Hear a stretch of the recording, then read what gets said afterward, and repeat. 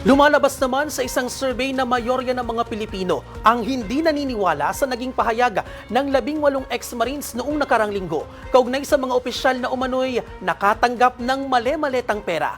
Umapila rin sila na itigil na ang gulo sa Senado at pagtuunan na lang ng pansin ang pagtugon sa mga pangunahing isyu ng bansa. Kabilang na po dyan ang aumento sa sahod. Narito ang report.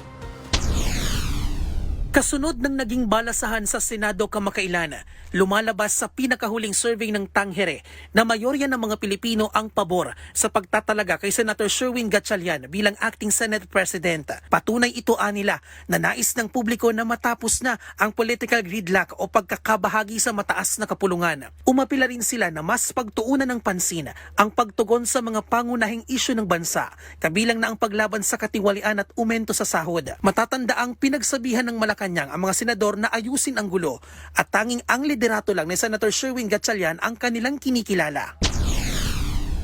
But as far as the palace is concerned, kinilala na po natin ang liderato ni acting Senate President Sherwin Gatchalian.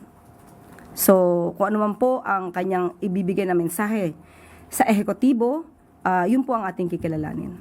Sa usapin naman ng pamumuno sa Senate Blue Ribbon Committee, 61% ng mga respondent ang nagsabing mas pinapaboran nila ang pamumuno ni Senador Erwin Tulfo kumpara sa 30% na pumabor kay Senador Pia Cayetano. Mahigit 60% naman ang mga Pinoy ang naniniwalang mas patas at walang kinikilingan ang pamumuno ni Senador Erwin Tulfo kumpara kay Senador Pia Cayetano. 62% naman ang hindi naniniwala sa naging pahayag ng 18 ex-Marines kaugnay sa mga opisyal na umano'y nakatanggap ng mali-maletang pera, habang 25% lang ang naniniwala sa kanila na karamihan ay Duterte supporters. Halos 80% ng respondents ay pawang Duterte supporters at 25% lang ang admin supporters.